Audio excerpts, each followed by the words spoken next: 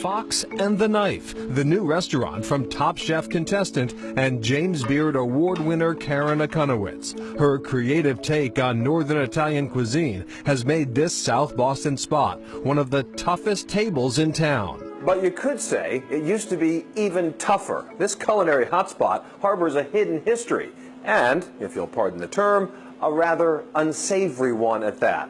You see, Fox and the Knife used to be Triple O's Lounge, the hangout and unofficial headquarters of one James Whitey Bulger. This is Chronicle on WCVB Channel 5. Fox and the Knife, named Best New Restaurant by Boston Magazine. But industry accolades aside, it's important to Akunowitz to fit in here in Southie. This is a neighborhood restaurant, and that's what the most important part of it is to really be a part of the neighborhood. The longtime neighborhood residents that come in, do they recall or recount the sort of unsavory, if you will, history of this place? Yeah, I mean, I think especially when we first opened, people kept saying to me, but do you know this was a Whitey Bulger bar? And I was like, yeah, girl, I know. I know what it's about. Triple O's, a bucket of blood, truly worthy of the description. Owned by Bulger associate Kevin O'Neill, Triple O's was home base for Whitey Bulger's loan sharking operations.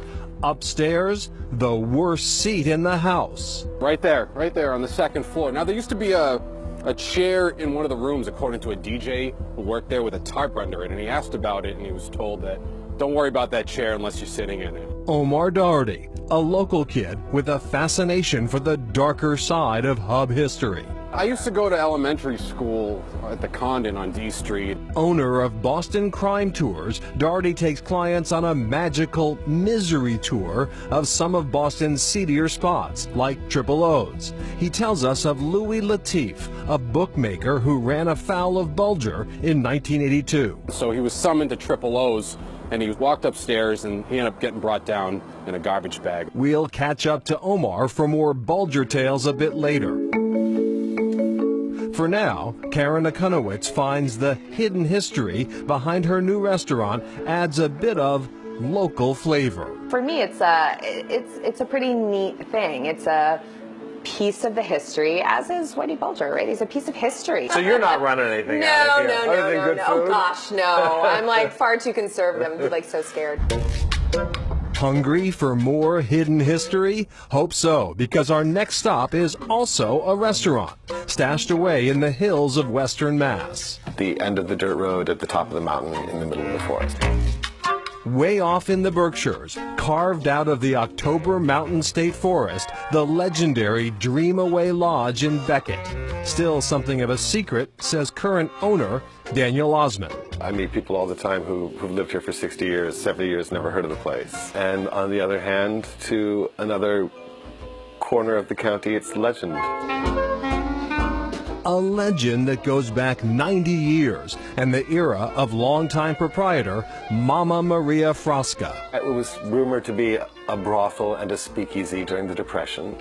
And then in the early 40s, Mama and her 3 daughters bought it and it became the Dreamaway Lodge. The rumor that it was a brothel continued. It was certainly a house of music and adventure. Still is. A ramshackle warren of cozy rooms, the Dream Away wears its history on its walls. It is a collection of everything that Mama and the family collected over 60 years, and then everything that I brought with me, and those two collections melded like this. And at this point, I couldn't really tell you what came with me and what was here originally. Chef Amy Lovelace and her staff put out an eclectic international menu, from vegetarian tostadas to Lebanese snack trays to juniper sage brined pork chops with locally sourced sauerkraut. And every night is different. It's magic.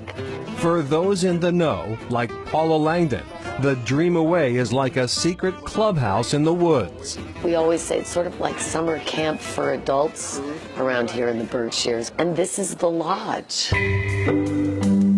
The legend of the Dream Away was further enhanced by its star turn in Bob Dylan's 1978 film, Rinaldo and Clara.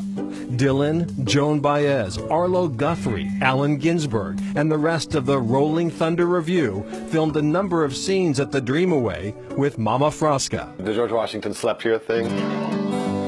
Daniel Osmond says Dylan fans still make the pilgrimage to this mountaintop, following in the master's footsteps. If Bob Dylan has been photographed in your house, then people want to come. Can we sit at the table that Bob sat at, you know?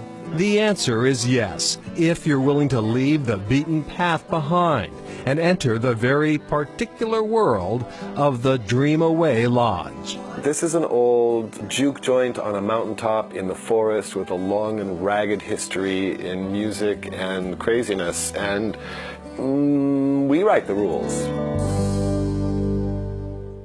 And Daniel Osmond says that he actually gave up a career as an actor to buy the Dreamaway Lodge. Right, but his friends joke he never really left the theater. He just went off and built his own theater. Osmond calls what he has there reality dinner theater, and there's a richness there and a wildness there that is just awesome. All right, up next, the basement flat in Somerville that an American president once called home.